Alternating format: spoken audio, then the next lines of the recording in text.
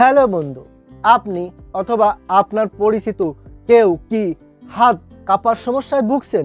লিখতে গেলে অথবা কোনো কিছু ধরতে গেলে আপনার হাত কাঁপে, এ নিয়ে অনেক দুশ্চিন্তায় আছেন। হয়তো অনেক অভিজ্ঞ ডাক্তার দেখিয়েছেন অথবা অনেক ঘরোয়া পদ্ধতি ব্যবহার করেছেন, কিন্তু স্থায়ী কোনো সমাধান হয়নি। হয়তো হাল ছেড়ে দিয়েছেন। আপনার এই হাত কাঁপার সমস্যা হয়তো কখনো আর সমাধান হবে না এমনটা মনে করছেন। মতো অবস্থায় আপনার সহ আপনার পরিচিত যে কোনো কারো এই হাত কাঁপার সমস্যা যদি স্থায়ীভাবে হোমিও ওষুধের দ্বারা নির্মূল করতে চান, তাহলে এই ভিডিওটা আপনার জন্য অত্যন্ত প্রয়োজনীয়। আমি এই ভিডিওতে হাত কাঁপা অথবা লিখতে গেলে হাত কাঁপার কারণ, বিবরণ এবং লক্ষণ সম্পর্কে বিস্তারিত আলোচনা করেছি, এবং ভিডিও শেষে আমি যে হোমিওপ্যাথি ওষুধ বলেছি, এই ওষুধ আপনি সহ আপনার পরিচিত যে কোনো ব্যক্তি সেবন করিলে হাত কাঁপা অথবা লিখতে গেলে হাত কাঁপার সমস্যা স্থায়ীভাবে সমাধান হয়ে যাবে। তো আপনাকে স্বাগত জানাই টিপস 20 ইউটিউব চ্যানেলের পক্ষ থেকে। আমি হোমিওপ্যাথি ডাক্তার পল্লব। প্রথমে বলবো হাত কাঁপা আসলে কি। হাত কাঁপা হচ্ছে হাতের কবজি থেকে শুরু করে হাতের আঙ্গুল পর্যন্ত অস্বাভাবিক কম্পনকেই হাত কাঁপা বলা হয়। সাধারণত ডাক্তারি ভাষায় এটিকে বলা হয়ে থাকে পার্কিনসন ডিজিজ।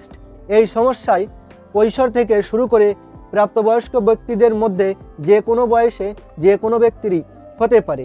এই সমস্যা বর্তমানে দেখা গেছে যে বৃদ্ধদের তুলনায় কৈশোর অর্থাৎ 14 থেকে 30 বছরের মধ্যবয়সী ব্যক্তিদের ক্ষেত্রে এই হাত কাঁপা অথবা লিখতে গেলে হাত কাঁপার সমস্যা দেখা দিচ্ছে।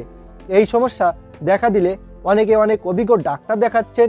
বিভিন্ন ধরনের পরীক্ষা নিরীক্ষা, যেমন সিবিসি, থাইরয়েড অথবা ভিটামিন B12, বিভিন্ন ধরনের পরীক্ষা নিরীক্ষা টেস্ট করিয়েও কিন্তু কোনো রোগ ধরা পড়ছে না। হয়তো অ্যালোপ্যাথি ডাক্তার আপনাকে বিভিন্ন ধরনের ভিটামিন ওষুধ, ক্যালসিয়াম ওষুধ বা বিভিন্ন ধরনের নার্ভের ওষুধ দিয়ে থাকে, কিন্তু ওষুধ সেবন করলেও স্থায়ী কোনো সমাধান হয় না। এক কথায় বলতে গেলে অ্যালোপ্যাথি ওষুধের দ্বারা এই হাত কাঁপার সমস্যা স্থায়ী কোনো সমাধান করা সম্ভব নয়, কিন্তু আমার জানা মতে হোমিও ওষুধের দ্বারাই শুধুমাত্র এই হাত কাঁপার সমস্যা স্থায়ীভাবে সমাধান করা সম্ভব। আমি এই ভিডিওতে যে হোমিওপ্যাথি ওষুধ বলেছি, এই ওষুধ আপনি সহ যে কোনো ব্যক্তি সেবন করিলে আজীবনের জন্য এই হাত কাঁপা অথবা লিখতে গেলে হাত কাঁপা, কোনো কিছু ধরতে গেলে হাত কাঁপার সমস্যা স্থায়ীভাবে সমাধান হয়ে যাবে। এখন আমি বলবো একজন ব্যক্তির হাত কাঁপার কারণ সম্পর্কে। একজন ব্যক্তির হাত কাঁপার সুনির্দিষ্ট কোনো কারণ এখনো পর্যন্ত উল্লেখিত হয়নি, তবে কয়েকটা কারণের সমন্বয়ে এই হাত কাঁপার সমস্যা দেখা দিতে পারে। যেমন মস্তিষ্কে অর্থাৎ ব্রেনে ডেপুনেশন কম্পনের কারণেও বিভিন্ন অঙ্গের এই কম্পন সৃষ্টি হতে পারে। তার ভিতর যেমন হাত কাঁপার সমস্যা দেখা দিতে পারে। এছাড়াও হাইপোথাইরয়েডিজমের কারণেও এই হাত কাঁপার সমস্যা দেখা দিতে পারে। এবং আরেকটি বিশেষ কারণ, সেটি হলো বংশগত কারণ। বংশগত কারণেও এই হাত কাঁপার সমস্যা দেখা দিতে পারে। হার্টের দুর্বলতা সহ শারীরিক কোনো দুর্বলতার কারণেও কিন্তু এই হাত কাঁপার সমস্যা দেখা দিতে পারে। অতিরিক্ত মানসিক টেনশন বা ডিপ্রেশনের কারণেও কিন্তু এই হাত কাঁপার সমস্যা দেখা দিতে পারে। কোনো ওষুধ অতীতে সেবন করলে তার পার্শ্ব প্রতিক্রিয়া হিসেবেও কিন্তু পরবর্তীতে এসে এই হাত কাঁপার সমস্যা দেখা দিতে পারে। যে সকল ব্যক্তিরা দীর্ঘদিন বা অল্প সময় ধরে হাত কাঁপা অথবা লিখতে গেলে হাত কাঁপার সমস্যায় ভুগছে, তাদের শরীরে অনেকগুলো লক্ষণ এবং উপসর্গ অনুভব হয়ে থাকে। হোমিওপ্যাথি ওষুধ সর্বদা লক্ষণ এবং উপসর্গের ওষুধ, তাই লক্ষণ এবং উপসর্গগুলো বিবেচনা করেই সর্বদা ওষুধ সেবন করতে হয়। বিভিন্ন ডাক্তার বিভিন্ন লক্ষণের উপর ভিত্তি করে বিভিন্ন ধরনের ওষুধ বলে থাকে, যেগুলো লক্ষণ মিলিয়ে সেবন করা খুবই কষ্টসাধ্য, কিন্তু আমি আমার অভিজ্ঞতার উপর ভিত্তি করে বাছাইকৃত স্বল্প কিছু লক্ষণ এবং স্বল্প কিছু উপসর্গ বলে থাকি, এবং এর উপর মূলত কার্যকরী হোমিও ওষুধটাই বলে থাকি। তো আমি এখন বাছাইকৃত যে লক্ষণ এবং যে উপসর্গগুলো বলবো, এগুলো একটু অবশ্যই মনোযোগ সহকারে খেয়াল করে শুনবেন। তো লক্ষণগুলো হচ্ছে, যেমন লিখতে গেলেই হাত কাঁপা আরম্ভ হয়ে যায়, হয়তো লেখার শুরুতেই হাত কাঁপুনি দেখা যায়, অথবা কিছু সময় লেখার পরই হাত কাঁপতে থাকে, কোনো কিছু লেখা সম্ভব হয় না, কোনো কিছু ধরতে গেলেই হাত কাঁপে, অনেক সময় ফোন বা কম্পিউটার ব্যবহার করার সময় হাত কাঁপার সমস্যা দেখা যায়। হাত কাঁপার কারণে স্বাভাবিক জীবনযাপনেও অনেকটা ব্যাঘাত ঘটে, বন্ধুবান্ধব বা স্বজনদের কাছে হীনতার শিকার হতে হয় এই হাত কাঁপার কারণে। অনেক সময় নতুন কোনো জায়গায় গেলে বা কারো সঙ্গে দেখা করলে একটা নার্ভাস ফিল হয়, সেই মুহূর্তে এই হাত কাঁপাটা বেশি অনুভব হয়ে থাকে। মাঝে মধ্যে এই হাত কাঁপাটা কিছুটা কম থাকে, কিন্তু কয়েকদিন পর আবার এই হাত কাঁপার সমস্যা দেখা যায়। হাত কাঁপা সহও অনেক সময় হাতের সঙ্গে সঙ্গে মাথা কাঁপুনিও অনুভব হয়ে থাকে। অনেক সময় হাত কাঁপাটা এতটাই বৃদ্ধি হয় যার কারণে কোনো কিছু কলম দিয়ে বা পেন দিয়ে লেখা সম্ভব হয় না।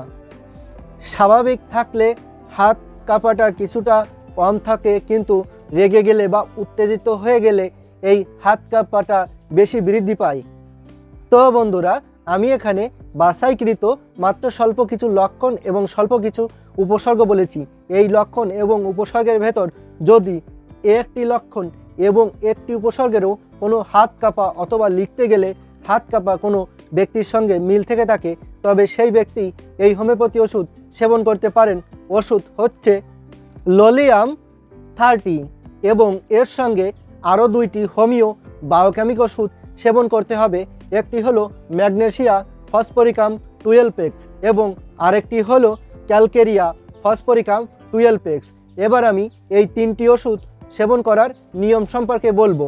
এই লোলিয়াম 30 এই হোমিওপ্যাথি ওষুধটি 2 ফুটা করে 2 চামচ পানির সাথে মিশিয়ে সকালে ও রাত্রে খাওয়ার 1 ঘন্টা আগে দিনে 2 বার সেবন করতে হবে।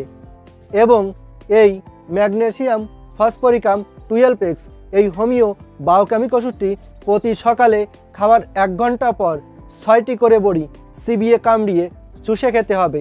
এবং এই ক্যালকেরিয়া ফসফরিকাম 12x এই হোমিও বায়োকেমিক ওষুধটি প্রতি রাত্রে খাওয়ার 1 ঘন্টা পর 6টি বড়ি চিবিয়ে কামড়িয়ে চুষে খেতে হবে। এই নিয়মে এই ওষুধ 3টি পরপর 10 দিন সেবন করতে হবে। 10 দিন সেবন করে 2 দিন বন্ধ রেখে পুনরায় আবার 10 দিন সেবন করতে হবে। পরবর্তীতে আবার 2 দিন বন্ধ রেখে আবার 10 দিন সেবন করতে হবে। এইভাবে কমপক্ষে এই ওষুধ 3টি 2 মাস কন্টিনিউ সেবন করতে হবে। তাহলে যে কোনো ব্যক্তিরই হাত কাঁপা অথবা লিখতে গেলে হাত কাঁপার সমস্যা স্থায়ীভাবে আজীবনের জন্য সমাধান হয়ে যাবে। তবে এই ওষুধ 3টি অবশ্যই আপনি আপনার নিকটের কোনো হোমিওপ্যাথি দোকান থেকে অবশ্যই ভালো কোনো কোম্পানির ওষুধ কিনে নেবেন। ওষুধ 3টি সেবন করা ছাড়াও কোনো রকম কোনো মতামত বা প্রশ্ন থাকলে অবশ্যই কমেন্ট বক্সে লিখে জানাবেন।